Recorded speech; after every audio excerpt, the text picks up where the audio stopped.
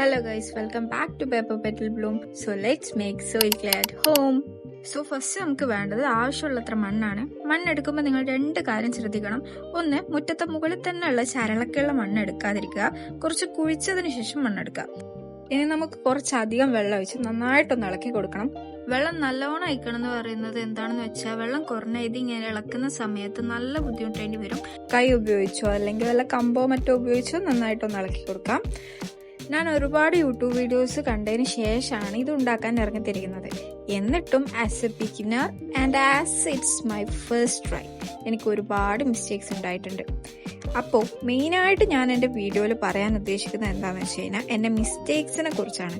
അപ്പോൾ ഇളക്കിക്കൊണ്ടിരിക്കുന്ന സമയത്ത് തന്നെ ഇതുപോലെ കുറേ വേരുകളും അതുപോലെയുള്ള ലൈറ്റ് വെയിറ്റ് വേസ്റ്റും ഒക്കെ മുകളിൽ പൊന്തി വെക്കുന്നതായിട്ട് കാണും.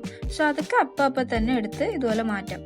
അപ്പം നമ്മുടെ മണ്ണ് നന്നായി ഇളക്കി കഴിഞ്ഞിട്ടുണ്ട്. അപ്പോൾ ഇളക്കി വെച്ച മണ്ണ് ഒരു കാരണവശാലും റെസ്റ്റ് ചെയ്യാൻ വെക്കരുത്, അത് പെട്ടെന്ന് തന്നെ അരിക്കണം.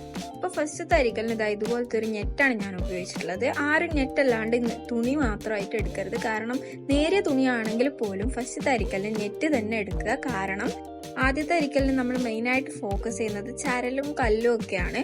അപ്പോൾ അതൊക്കെ പോകാൻ എന്തുകൊണ്ട് നെറ്റ് തന്നെയാണ് നല്ലത്. ഇതുപോലെ നെറ്റിലേക്ക് ഒഴിച്ചതിന് ശേഷം നന്നായിട്ട് മിക്സ് ചെയ്ത് കൊടുക്കുക.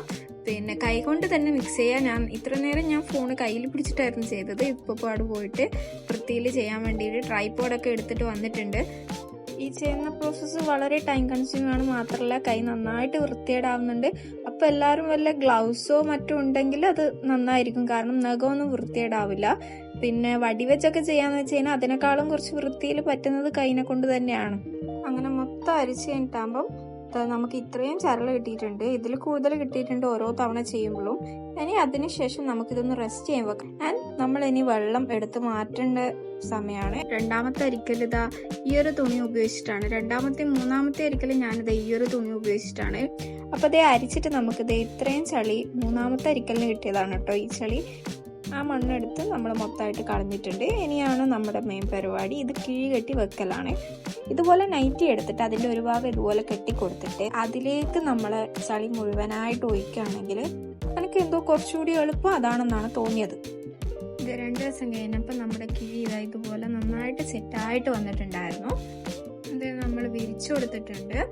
അപ്പോൾ ഇതേ നമ്മുടെ സോയിലിൽ സെറ്റായി കഴിഞ്ഞതിന് ശേഷം എടുത്തു വന്നതാണ് നിങ്ങൾ ഈ കാണുന്നത്.